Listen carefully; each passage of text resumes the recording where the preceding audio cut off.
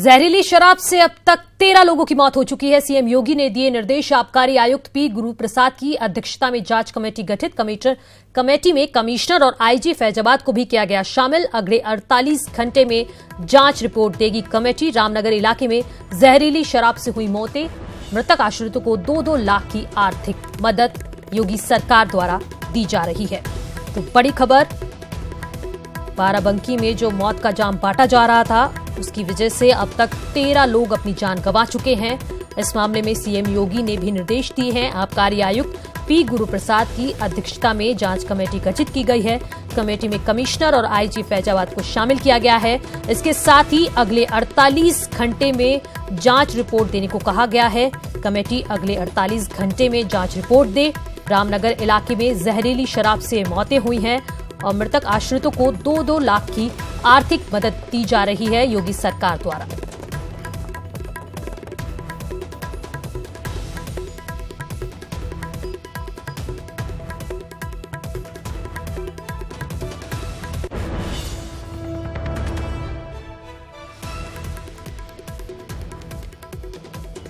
तो न्यूज़ 18 आपको लगातार इस खबर पर अपडेट दे रहा है।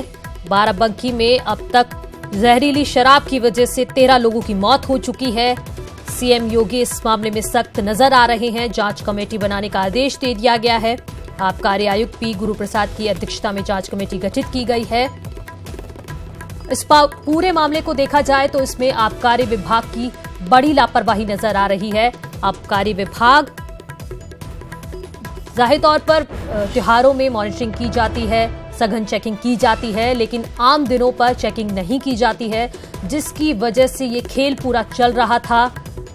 सरकारी ठेका था जिस पर ये शराब मिल रही थी, वहीं से लोगों ने पी और जिसके बाद लगातार लोगों की तबीयत खराब होती चली गई। 13 लोग जान गंवा चुके हैं। इसके अलावा कई लोग अभी भी अलग अलग अस्पतालों में भर्ती हैं। और इसी बीच बाराबंकी में जहरीली शराब कांड से जुड़ी बड़ी खबर आ रही है। अपराधियों को दिए गए हैं बाराबंकी में शराब के लाइसेंस। कई दुकानों पर चरित्र प्रमाण पत्र नहीं किए गए प्रस्तुत। दुकान मालिक के खिलाफ दर्ज है कई मुकदमे। विभाग की खाऊ कमाऊ नीति के चलते हुआ जहरीली शराब कांड। आरटीआई से हुआ आबकारी विभाग के गोरख धंधे का खुलासा। तो ये बड़ी खबर, बाराबंकी में जहरीली कांड से जुड़ी ये बड़ी खबर है। अपराधियों को बाराबंकी में जो शराब के लाइसेंस दिए गए थे, कई दुकानों पर चरित्र प्रमाण पत्र नहीं प्रस्तुत किए गए थे। इसके साथ ही बड़ी खबर यह है कि दुकान मालिक के खिलाफ भी कई मुकदमे दर्ज हैं। जो इस शराब के ठेके को चला रहा था उसके खिलाफ भी कई मुकदमे दर्ज हैं। विभाग की खाऊ कमाऊ नीति के चलते ही सिर्फ ये शराब कांड हुआ है। कई लोगों की जानें जा चुकी है और कई लोग अभी भी अस्पताल में जिंदगी और मौत के बीच जूझ रहे हैं। आरटीआई से आबकारी विभाग के इस पूरे गोरख धंधे का खुलासा हुआ है।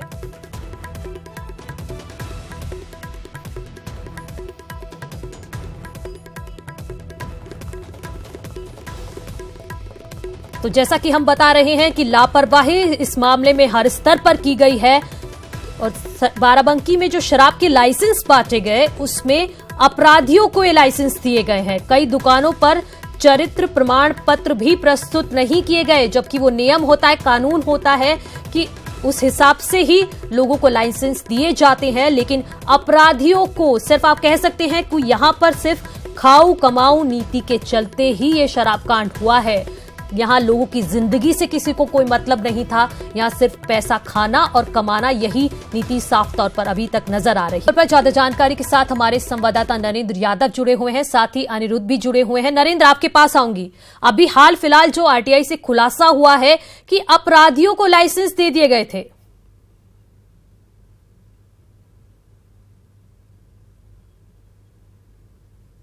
ऐसा हो सकता है क्योंकि जब उनका करेक्टर सर्टिफिकेट बनवाया जाता है तो उसकी पूरी जांच पड़ताल नहीं की जाती है। लोग गलत तरीके से भी करेक्टर सर्टिफिकेट बना के डाउनलोड कर देते हैं, अपलोड कर देते हैं और उसकी हार्ड कॉपी भी बनवा लेते हैं किसी तरीके से।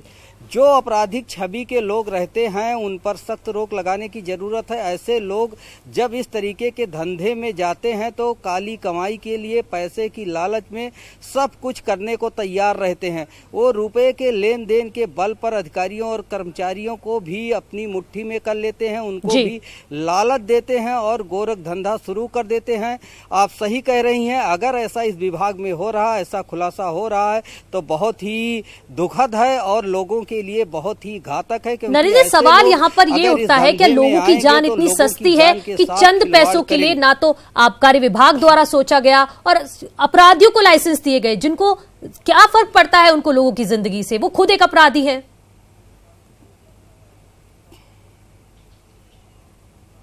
मनु, इसीलिए तमाम नियम बनाए गए हैं और कठोर कानून भी बनाए गए हैं कि जो अपराधी किस्म के लोग हों इस धंधे में ना आए। उनकी सालबेंसी नहीं बननी चाहिए, उनका रजिस्ट्रेशन नहीं होना चाहिए। जो 6 महीने पर करेक्टर सर्टिफिकेट थाने से पुलिस द्वारा बनाई जाती है वो भी नहीं बननी चाहिए। एक लंबी जांच प्रक्रिया होती है, एलआईयू की जांच होती है। अगर ये अपराधी और गलत छवि के लोग इसमें भी सफल हो जाते हैं तो आगे के लिए उनका अपराध करने का, गलत काम करने का रास्ता खुल जाता है। इस तरीके से वो सरकारी मशीनरी में भी शामिल हो जाते हैं और लोगों को नुकसान पहुंचाते हैं। ये ताजा मामला जो बाराबंकी का शराब कांड है ये इसी से जुड़ा हुआ मामला है। अगर इस छवि के लोग, गंदी छवि के लोग अगर व्यवसाय में आएंगे तो नुकसान ही पहुंचाएंगे। इसी का नतीजा है कि आज बाराबंकी में दर्जनों लोग अपनी जान गंवा चुके हैं। बिल्कुल नरेंद्र, दर्जनों लोग जान गंवा चुके हैं और अभी भी कुछ लोग मौत और जिंदगी के बीच झूल रहे हैं। अनिरुद्ध भी हमारे साथ जुड़े हुए हैं। अनिरुद्ध, जो आरटीआई में खुलासा हुआ है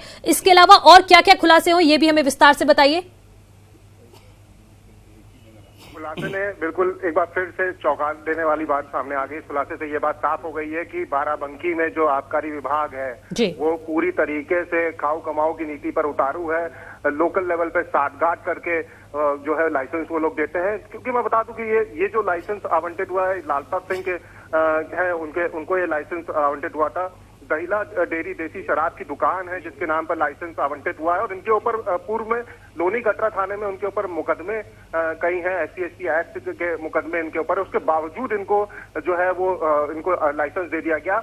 आरटीआई की बात करें, जो आरटीआई के हवाले से जो आरटीआई एक्टिविस्ट ने जिसने इनसे सवाल पूछे थे उसमें साफ तौर से ये बात सामने आई है कि इनके द्वारा इस लालता सिंह के द्वारा जो है कोई अपना चरित्र प्रमाण पत्र नहीं दिया गया था। तो ये एक पहला मामला नहीं है, और भी तमाम ऐसे हैं जो जिले में ऐसे कई देसी शराब के ठेके जो फल फूल रहे हैं और ये सिर्फ और सिर्फ इसका कारण यही है कि इसमें आबकारी विभाग जो है उसका पूरा रोल सामने आता है, जिसकी वजह से जो है जो गुंडे होते हैं, जो माफिया होते हैं, उनको इस तरीके से देसी शराब के ठेके मिल जाते हैं। पूर्व में भी जो है सीएम योगी ने भी इस बात की बात कही थी कि किसी भी इस तरीके के व्यक्ति को जो मुकदमों में वांछित हो, जो जिसके ऊपर मुकदमे तमाम हो, उनको लाइसेंस नहीं दिया जाएगा। बावजूद उसके उनकी बात को दरकिनार करते हुए जिले में ताबड़तोड़ तरीके से ये लोग अपना पूरा नेक्सस बनाए हुए हैं और इसी नीड पे ये लोग पैसे कमाने का पूरा कारोबार कर रहे हैं। जी अनिरुद्ध, तो यही एक ठेका नहीं होगा जो चल रहा होगा, ऐसे तो बहुत सारे तमाम ठेके होंगे जो चल रहे हैं। बिल्कुल निश्चित रूप से जिस तरीके से आज इसका भी जो वाकया सामने आया है, क्या उन ठेकों पर कोई कार्रवाई की गई है अनिरुद्ध? देखिए, अभी तक की बात करें तो अभी ऐसी कोई कार्रवाई नहीं करी गई है। किसी अन्य उस पे कि अन्य जगह छापेमारी करें या ये तलाशने की कोशिश करी जाए, क्योंकि इसमें खुद संलिप्तता विभाग की है। तो विभाग की संलिप्तता इसमें सामने आई है और ये सिर्फ जो एक्सक्लूसिव ये जो जानकारी है वो सिर्फ अनिरुद्ध बिल्कुल संलिप्तता विभाग की है, लेकिन यहाँ लोगों की जिंदगी का सवाल है। 13 लोग अपनी जान गंवा चुके हैं। जी बिल्कुल, 13 लोग अपनी जान गंवा चुके हैं और यही कारण है शायद कि अभी तक जो आप कह सकते हैं आबकारी विभाग है, इससे पहले भी आबकारी विभाग ने नहीं अपने इससे पहले भी जो पूर्व मामले हुए उसके बाद भी संज्ञान नहीं लिया और शायद यही वजह थी जो अभी हाल ही में जो आवंटन हुआ उसमें इस तरीके की चीजें सामने आई हैं जो आपके सामने हम टीवी स्क्रीन पे दिखा रहे हैं कि किस तरीके से आबकारी विभाग जो है वो लापरवाही बरते हुआ है। अपने आंख पे पट्टी बांध करके ये लोग पूरा कारोबार अपना चला रहे हैं और साफ तौर से इन 13 लोगों की जो मौत हुई है या अन्य जो लोग जो अस्पतालों में भर्ती है उनके सीधे तौर से जिम्मेदार ये विभाग के जो अधिकारी हैं वो हैं और इनके ऊपर भी जो और अधिकारी बैठते हैं जिले में, तमाम जो और अधिकारी जिम्मेदार अफसर हैं, उनकी जिम्मेदारी बनती है कि वो समय समय पे मॉनिटरिंग करें, क्योंकि ये बड़ा मामला है। बिल्कुल हो रही है, 13 लोग की मौत हो रही है, मासूम लोगों की मौत हो रही है, गरीबों की मौत हो रही है। तो कहीं ना कहीं जिम्मेदारी तो जरूर बनती है और ये जवाब देने वाली बात है। जवाब देना पड़ेगा अधिकारियों को भी कि क्यों इस बिल्कुल अनिरुद्ध, जवाब तो देना पड़ेगा अधिकारियों की आखिर इन 13 मौतों का जिम्मेदार है कौन। नरेंद्र भी हमारे साथ जुड़े हुए हैं। नरेंद्र, आप वहां पर मौजूद हैं, क्या डॉक्टर से आपकी बात हुई है? किस वजह से वो शराब जहरीली हो गई, इस बात का कुछ पता चल पाया है?